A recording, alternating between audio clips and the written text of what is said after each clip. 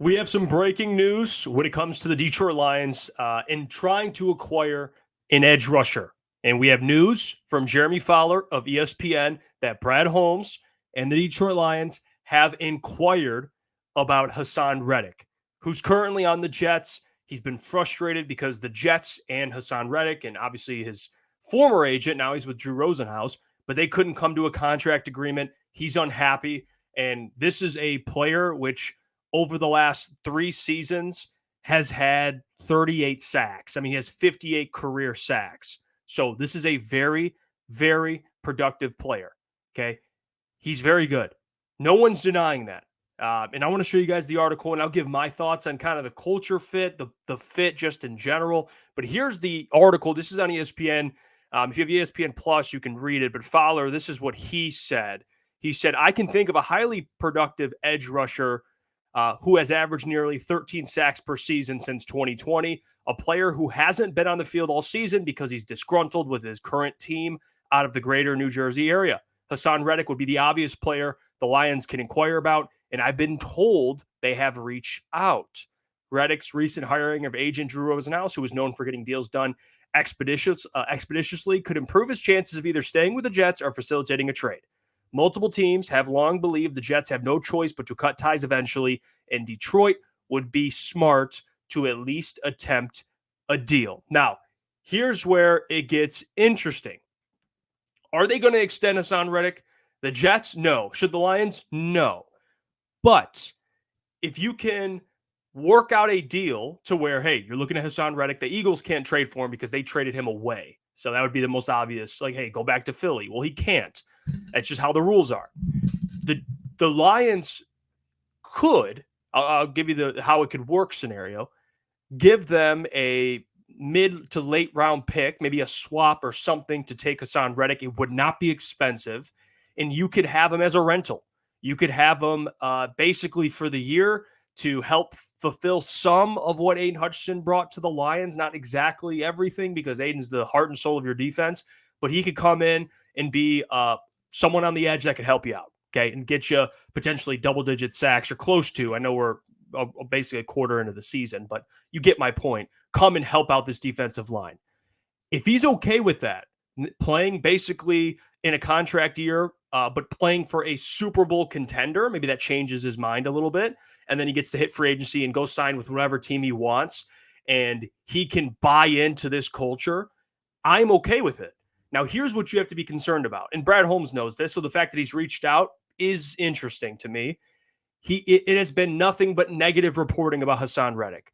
It has been he's disgruntled, he's frustrated, which, again, for contractual reasons, rightfully so, I get it. You want your money. But he had to get rid of his old agent. Apparently, there was accusations of the former agent. He felt threatened by Haason Reddick. It's a very complex situation. Obviously, I don't know the details. I would trust Brad Holmes' evaluation with that.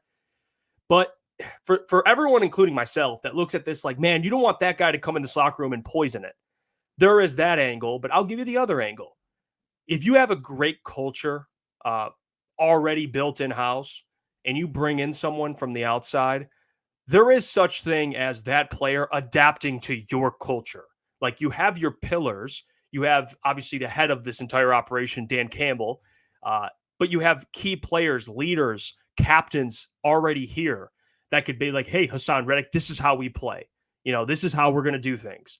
And Haason Reddick, the risk you're taking is he could either buy in completely or be a problem. So that's the risk. But luckily, you're not going to give him a contract extension. So it's not like he's going to be here for a long term.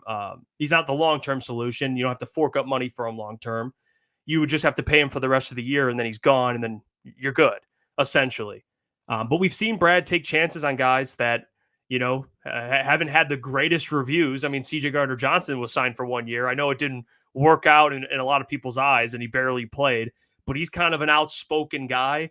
Haason Reddick, I don't think is outspoken, but you don't really know if the things you've been hearing are really speak to who he is as a human being, or it's just kind of the circumstances of not getting paid. I don't know what to make of it. What I do know is he's a very good player, and he can help out this defensive line.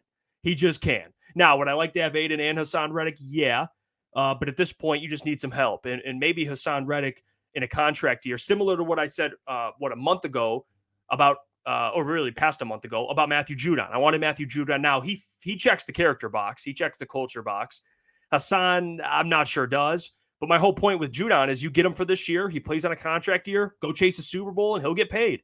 And he's doing that right now with Atlanta. Atlanta has not signed him long-term, and he's playing for them. So there is a scenario where Haason Reddick plays in a contract year, and he's very productive for you. I'm just curious what you guys make of this. And, if the fact that Brad's already reached out tells me that there is some interest there, at least him just doing his job at the very minimum and just seeing what the price would cost, or there is maybe some legitimate interest. I don't know. But Brad's doing a hell of a job calling these GMs and at least being active and trying to kind of field prices for different guys. It could be as simple as that. Maybe there isn't a serious interest, but it's like, hey, I'm just going to inquire about him, see how much he would cost. That's at the bare minimum. But we'll see. Maybe Haason Reddick becomes a Detroit Lion sooner than later. I don't know. At this point, it's tough to kind of look out there and see who's legitimately available. We talked about Zadarius Smith yesterday, but Haason Reddick has been the more productive player. There's no doubt about it. I mean, you saw what Jeremy Fowler wrote. I mean, this guy's averaging 13 sacks per season. So he's one of the more productive options. I'm a little worried about the culture fit. So there is that. But like I said, he could easily fit in given you have so many culture guys that could help him buy in. Who knows? But what do you guys make of this? Leave a comment down below. If you're for Haason Reddick, you're not for Haason Reddick. What do you make of Brad Holmes and the Lions reaching out to see what the price would be? It's a very interesting situation, but at least Brad is being aggressive here. And that is great news. Great news. Leave a comment down below. Share your thoughts. I'll love reading them. I'll try to respond to as many as I can. And subscribe because we're about 200-ish away from 10K, which is huge, is massive. I appreciate you guys so much. When we started this, we never thought it'd be possible, but here we are, and we're very blessed to do this. Until tonight, 8 p.m. to 10 p.m., check out our live show. I'll catch you guys. Hey, what's going on there? It's Jeff Iafrate. Appreciate you for finishing the video. You can check out one of the videos here suggested or show support by commenting, liking, and subscribing. And buy your merchandise, officialctsports.com.